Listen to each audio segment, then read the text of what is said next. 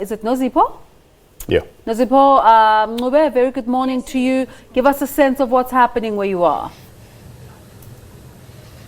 A very good morning to you, Desiree and Blaine. As you can see, how severe the fire was, the damage that the fire has caused, and now the residents here in Pomona, in the east of Johannesburg, are currently, trying to rebuild the structures of their damaged homes after the fire that ravaged their homes last night.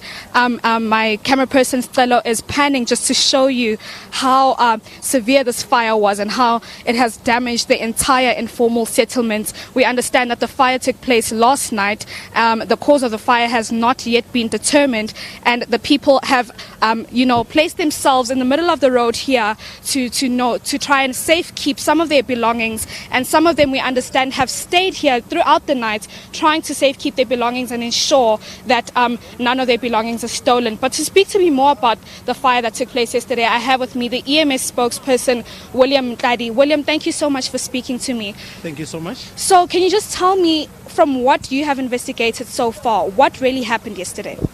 Thank you so much. Actually, we received a call in the afternoon around 6 o'clock, 1800 hours going towards midnight for multiple shacks that were on fire.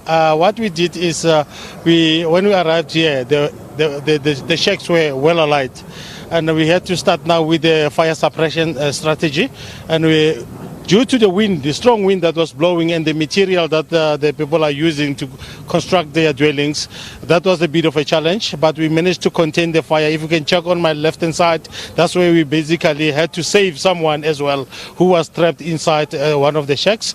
And we have counted a big number of shacks that are being affected, and even the number of people affected. So far, the cause of the actual fire is still undetermined. However, there are speculations, and they say that now there was one who was cooking with a gas stove. Then in his absence, that gas stove exploded and started now causing the fire. But that is still a subject of thorough investigations by the officials.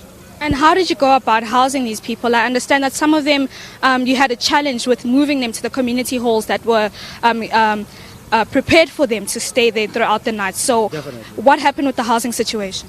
One can see that now even the temperatures are a bit low. It's quite cold.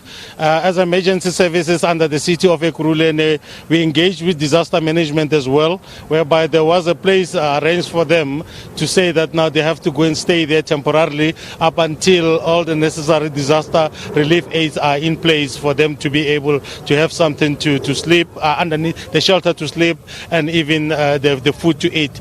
But so far we can say the people refuse to go to a place, with reasons of course that now their belongings will be left here without anybody taking care of them, and they might lose them. So they opted to say, let us take care of our stuff, so as now we can salvage whatever we have so far. Any casualties, any injuries that took place yesterday? It was, we can say, fortunate enough that now we haven't had registered any casualty as emergency services. We know that now, like I said earlier on, we had one old man who was basically trapped inside the shack, whereby we had to basically bring the attack lines from the fire engines just to cool off the area where he was, then send the people inside and manage to save him out of the burning structure. That's the house just in front of me where he was.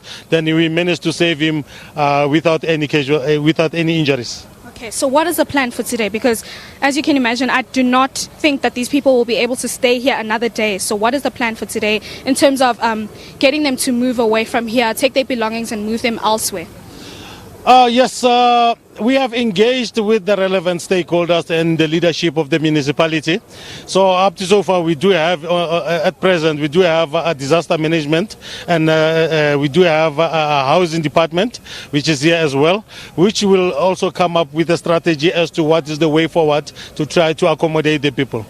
Thank you. Thank you very much. That is William Ntladi, who is the EMS spokesperson, just speaking to us about the events that took place yesterday, as well as plans to move the residents that are staying here into a safer place that will be able to house them until a plan is put in place for them to return here to their homes. We do understand as well that the executive mayor, Mzwandile Masina, will be making his way here just to speak to some of the residents, as well as maybe tell us about the plan going forward for some of the people here. We will be monitoring everything that is taking place here today, but that's it from here. Back to you in studio.